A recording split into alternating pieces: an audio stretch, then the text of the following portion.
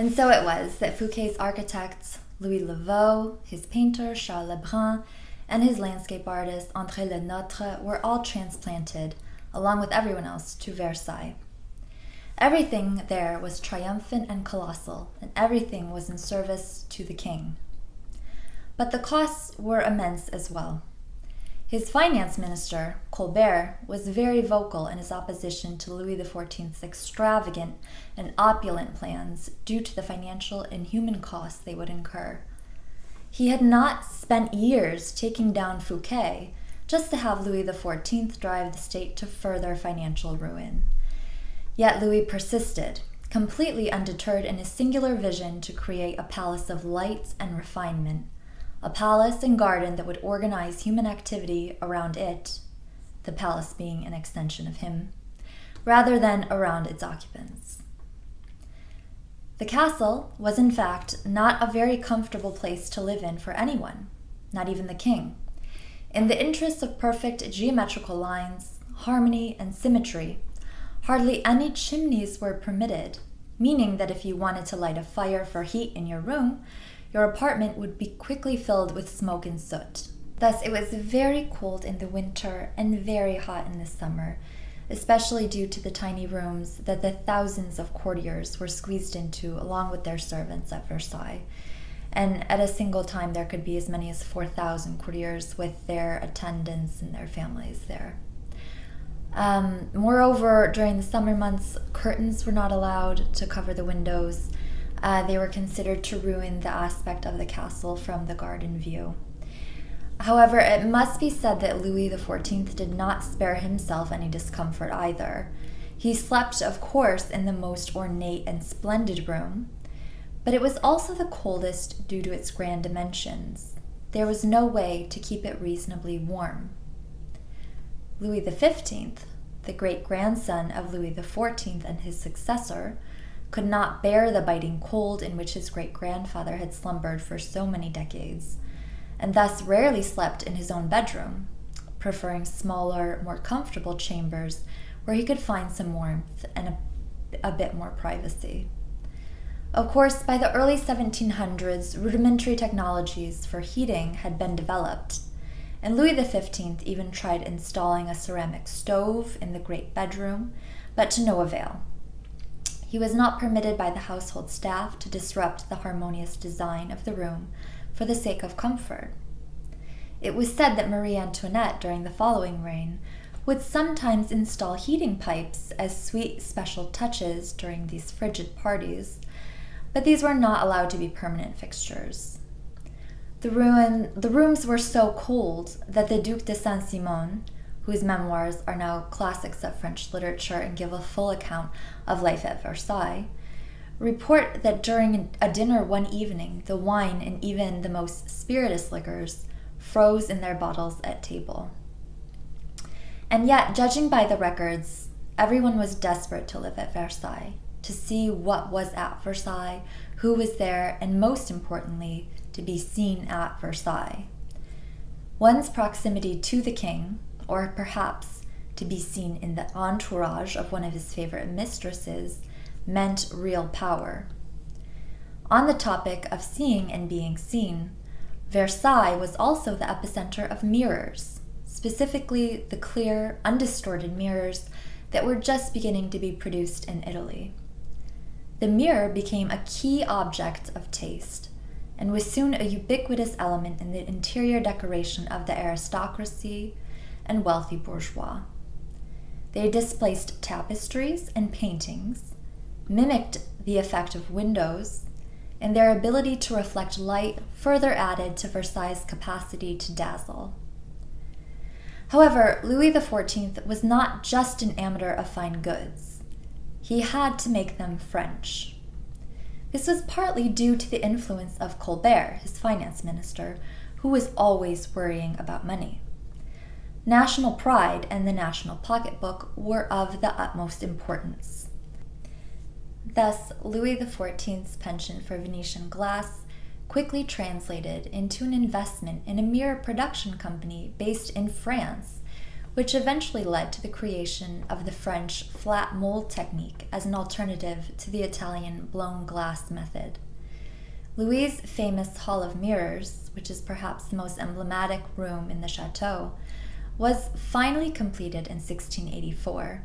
Designed by Jules Hardouin Monsard, the Hall of Mirrors, or Galerie des Glaces, runs over 70 meters and celebrates the political, economic, and especially artistic successes of France. All of the glass was made and assembled in France, and the hall was beyond anything ever achieved before in glass. One of the fashionable periodicals of the day worried to describe the Hall of Mirrors, fearing that to even speak about it would cheapen its reality. From this moment, mirrors exploded as a luxury item throughout France.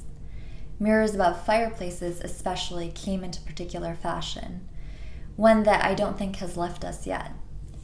Contemporaries speak of the ability of mirrors to repeat the beauties of a place and thus spread a general feeling of happiness.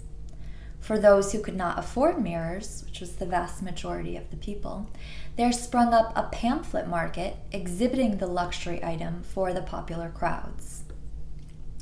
Politically speaking, however, the mirrors were obviously a reflection, but this reflection was a particular one. Set next to tapestries displaying the hierarchy of the court, the mirrors were intended to reflect the courtiers to themselves, so many images concocted by the Sun King, a moving tapestry of his aesthetic arrangement of his kingdom and his subjects, all under a new form of visual surveillance. The vogue of luxury goods born at Versailles was not, of course, limited to the mirror. Louis XIV was a great lover of fashion.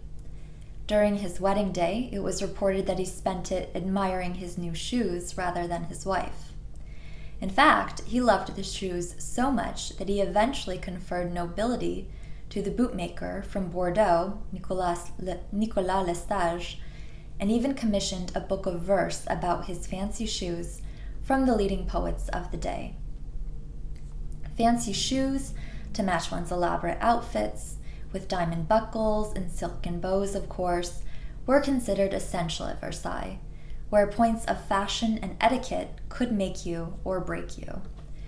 The king required only the best in his presence, and that meant the courtiers as well as the paintings. In many cases, luxury teetered on the border of real tragedy. I'm thinking here particularly of the affair of the poisons that took place in the 1670s to 80s, which implicated well over 400 inhabitants of Versailles of having poisoned family members in order to enrich themselves, or rather save themselves from the bankruptcy that life at Versailles meant for them. But luxury at Versailles was more than just murder and shoes. At Versailles, these luxury objects were requirements, and these objects required money. Because the nobility could not control access to these material goods the way they could with the product of their massive farmlands, and because they were not permitted to engage in commercial activity, this made way for a rising bourgeoisie to arrange for itself a larger proportion of the status symbols of the day, and the lines defining bourgeoisie from nobility continued to blend. During this lecture, we went over a lot of material from the 17th century as a way to prepare us for the Enlightenment and its changing definitions of taste. Louis XIV, his poor finance minister Nicolas Fouquet, and especially the salon culture of the Marquise de Rambouillet and company were all pivotal figures in the cultural drama that moved questions of taste from the fatalistic realm of birth and happenstance to the progressive regions of talent and merit. Versailles today remains a larger-than-life vision of French taste. Many argue that no one other than Louis XIV could really keep up the appearances of Versailles. Louis XV preferred life at Paris, and he spent the first years of his reign at the fabulous Palais Royal, with its irreligious partying and social blending. But when he eventually moved to Versailles to escape the criticism of the Parisian crowd, who deplored what they considered to be his immoral lifestyle, he brought with him a string of low-born mistresses. Louis XIV may have impoverished his nobles, but never did he so disrupt the official hierarchy. Louis XIV's mistresses all had irreproachable pedigrees. Yet, it was Louis XV's Madame de Pompadour, a commoner who rose to be the most powerful of the French mistresses, who perhaps exercised the greatest influence on 18th century arts and letters from the French court at Versailles. Now, if you feel so inclined, I would invite you to just perform a small assignment. I would like you to compare the French and English garden styles. You can come up with just a small list comparing the differences between the two. They're pretty obvious. And then you could describe perhaps how you would feel going through the paths of either. And especially pay attention to how nature is treated in both of these garden traditions. We will discuss this briefly on Thursday, and I would love to hear your thoughts.